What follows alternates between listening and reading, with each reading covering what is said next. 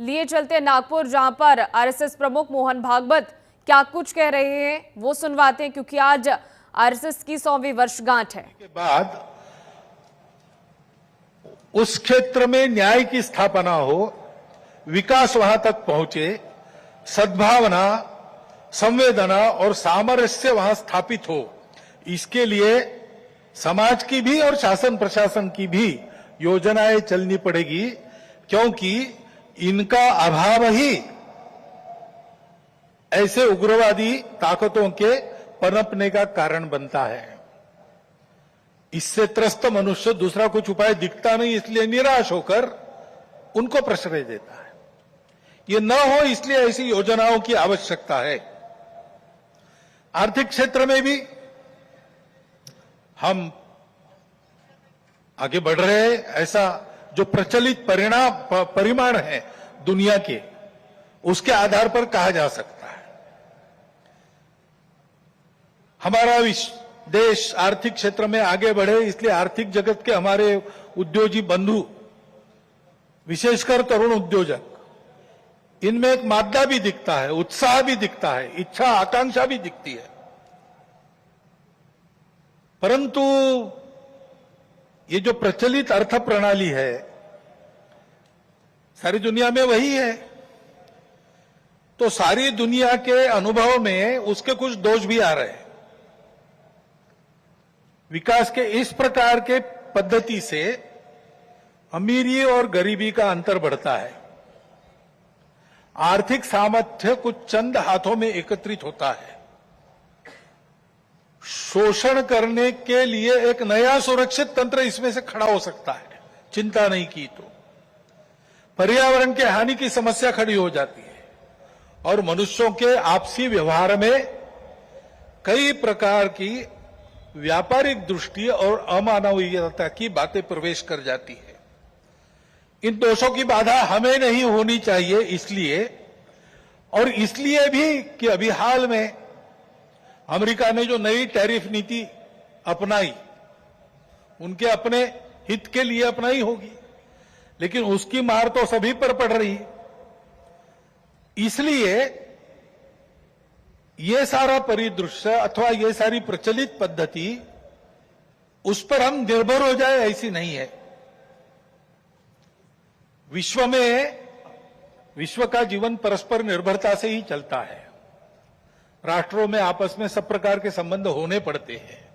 अकेला राष्ट्र अलगाव में, आइसोलेशन में जी नहीं सकता। परंतु ये निर्भरता मजबूरी में न बदल जाए, क्योंकि वो कब बदलेगी, कैसे बदलेगी, उसका कोई पता नहीं। और इसलिए इस निर्भरता को मानते हुए, विश्व जीवन की एकता को मानते हुए, हमको इसको मजबूरी न बनाते हुए जीना अगर है तो स्वदेशी और स्वावलंबन का कोई परिणाम नहीं, कोई पर्याय नहीं। हमको आत्मनिर्भर होना पड़ेगा, स्वावलंबी जीवन जीना पड़ेगा, स्वदेशी का उपयोग करना पड़ेगा, और फिर भी अंतर्राष्ट्रीय संबंधों का सब प्रकार के, राजनयिक हो, आर्थिक हो, व्यापारिक हो, इन सबका जतन हमको करना पड़ेगा। लेकिन उसमें मजबूरी नहीं होगी, हमारी अपनी इच्छा होगी, हमारा अपना सद्भाव होगा, ऐसा हमको बनना पड़ेगा।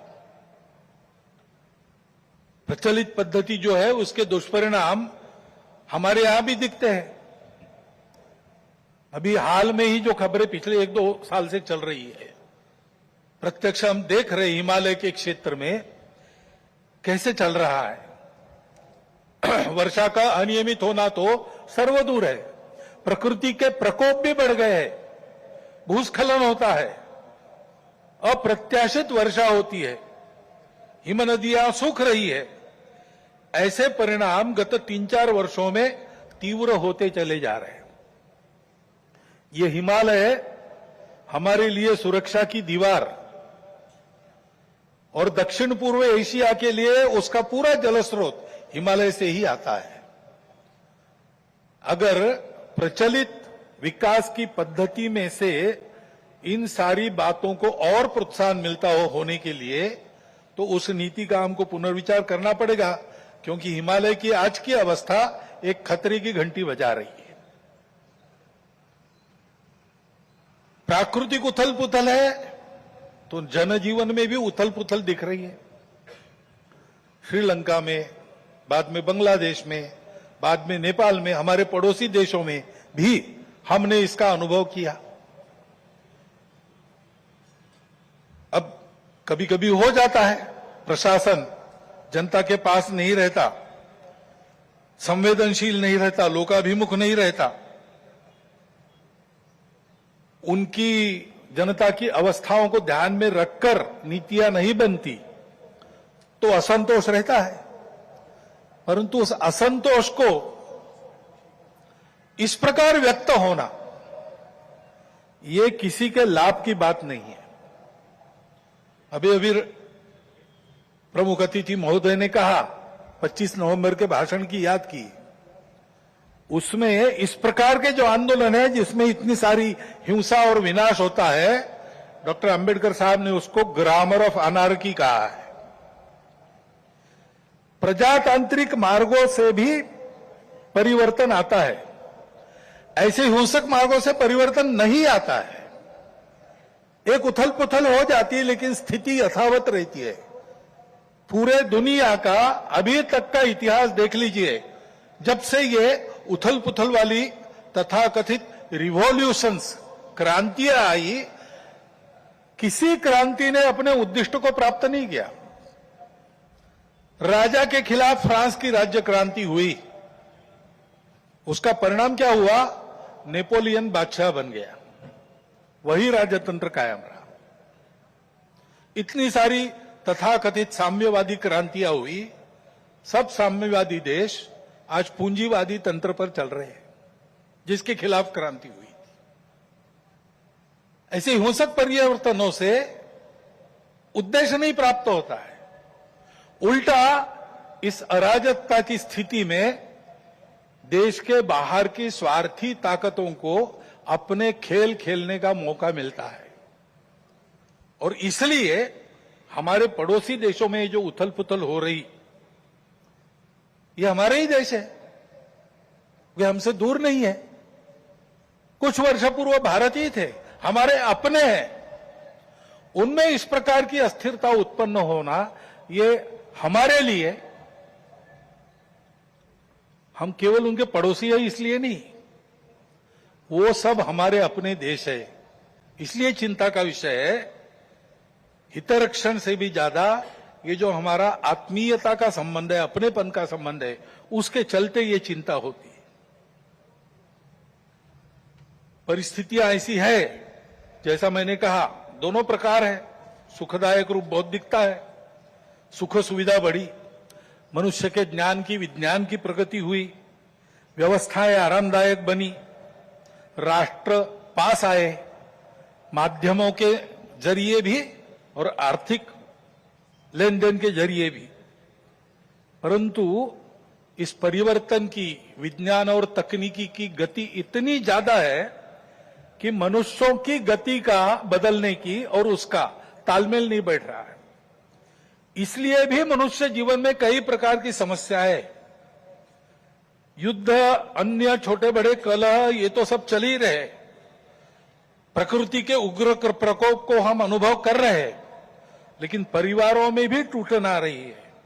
नागरिक जीवन में बढ़ता हुआ अनाचार, अत्याचार दिखाई देता है। इसके शमन के, इसके उपाय चलते हैं, प्रयास हुए हैं, परंतु इसका पूर्ण निदान होने में वो असफल हो गए। और उसके ऊपर अस्वस्थता, कलह, हिंसा को बढ़ाते हुए विश्व में सब प्रकार की परंपरा, मांगल्य, संस्कृति, श्रद्धा, इसका संपूर्ण विनाश ही आगे परिवर्तन लाएगा। ऐसी उल्टी विचारधारा, विपरीत विचारधारा और घातक विचारधारा लेकर चलने वाला एक नया पंथ उदय में आया। बहुत पहले आया, आजकल वो भारत में भी अपने हाथ पैर फैलाने की कोशिश कर रहा है।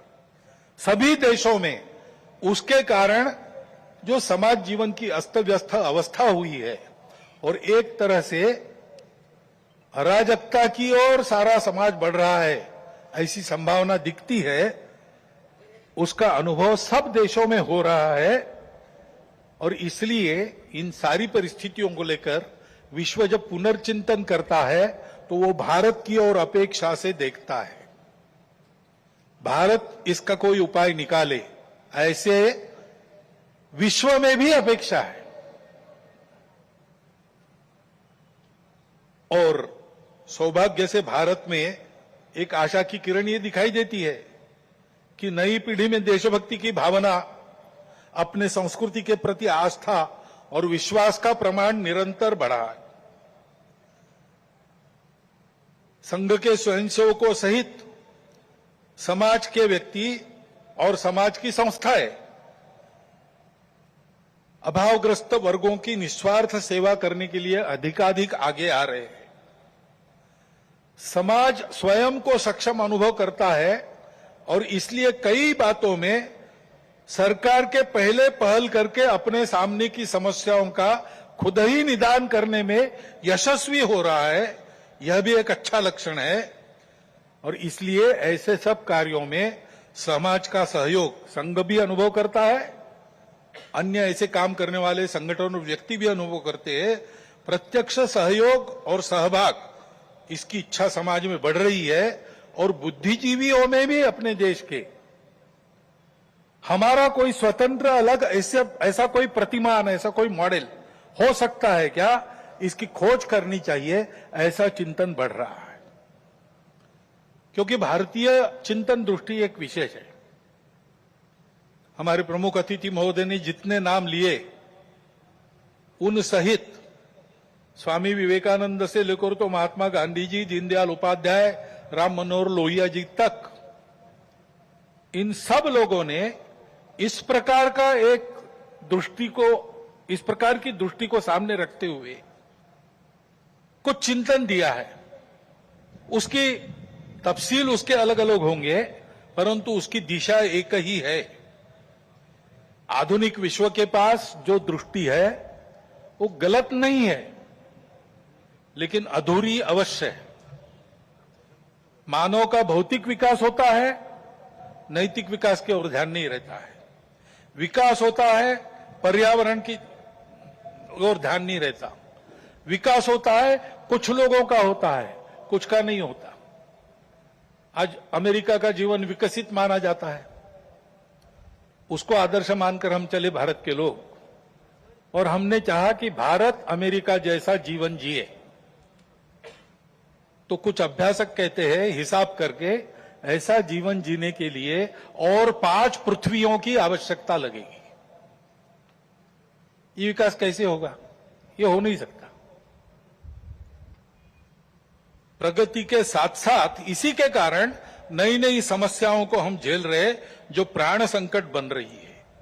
दृष्टि का अधूरापन ही इसके लिए कारण है। हमारी दृष्टि है, हमारी दृष्टि भौतिक विकास के साथ साथ मन, बुद्धि और आध्यात्मिकता का विकास कर सकती है, करती है। व्यक्ति के साथ साथ मानव समूह और सृष्टि का भी विकास साधने वाली हमारी दृष्टि है।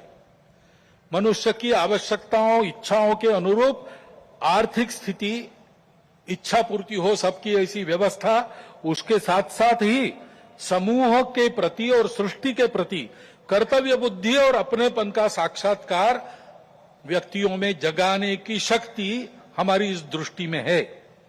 सहस्रों वर्षों तक विश्व में इस दृष्टि के आधार पर हमने एक सुंदर, समृद्ध, शांतिपूर्ण, परस्पर संबंधों को पहचानने वाला और मनुष्य और सृष्टि का, मनुष्य और समूह का सहयोगी जीवन ऐसे प्रस्थापित किया था। आज विश्व के आवश्यकताओं की पूर्ति करते हुए उनकी समस्याओं का निराश करने का शाश्वत निदान देने वाली एक नई रचना को विश्व आवश्यक मान रहा है, भारत से अपेक्षा कर रहे हैं, और नियति शायद यही कार्य हम भारतवासियों से चाहती है कि हम अपने उदाहरण से विश्व को एक नया ऐसा रास्ता दे। संघ 100 साल से ये सारा चिंतन, इन सब महापुरुषों का चिंतन लेकर, संघ का चिंतन नया नहीं है, वो अपनी दृष्टि के आधार पर अपने यहां परंपरा से चलने वाला आज तक आया हुआ यहां तक चिंतन है। उस चिंतन को लेकर संघ 100 साल से काम कर रहा है। समाज जीवन के विभिन्न आयामों में, संगठनों में, संस्थाओं में, स्थानीय स्तर पर भी, व्यक्तिगत पहल से भी स्वयंसेवक सक्रिय है। समाज जीवन में सक्रिय ऐसे अनेक सज्जनों के साथ भी सहयोग और संवाद स्वयंसेवकों का चलते रहता है। इन सबका जो संकलित अनुभव है, उसके आधार पर संघ का कुछ चिंतन है। वो चिंतन आज के कार्यक्रम में आपके सामने रखना, ये मेरे भाषण का प्रमुख उद्देश्य है। पहली बात है कि विश्व की व्यवस्था में परिवर्तन तो आवश्यक है, विनाश टालना है तो अनिवार्य है, परंतु हम एक विपरीत व्यवस्था में इतने आगे बढ़ गए, सारी दुनिया आगे चली गई, हम भी आगे चले गए। अब एकदम अगर पीछे मुड़ेंगे तो गाड़ी उलट जाएगी। इसलिए इस गति से आगे बढ़ते बढ़ते हुए धीरे धीरे छोटे छोटे कदमों से हमको मुड़ना पड़ेगा, एक लंबा मोड़ लेके पीछे आना पड़ेगा। देश काल परिस्थिति का ध्यान रखते हुए हम अपनी समग्र और एकात्म दृष्टि के आधार पर अपना स्वयं का विकास पथ बनाकर विश्व के सामने एक यशस्वी उदाहरण रखेंगे, तब इस व्यवस्था का परिवर्तन प्रारंभ होगा। अर्थ और काम के पीछे अंधी होकर भाग रही दुनिया को धर्म की दृष्टि देनी पड़ेगी। वो धर्म पूजा नहीं है, वर्शिप्स नहीं है, वो धर्म खान पान रीति रिवाज नहीं है, वो धर्म इसके परे सबको जोड़ने वाला, सबको उन्नत करने वाला, सबको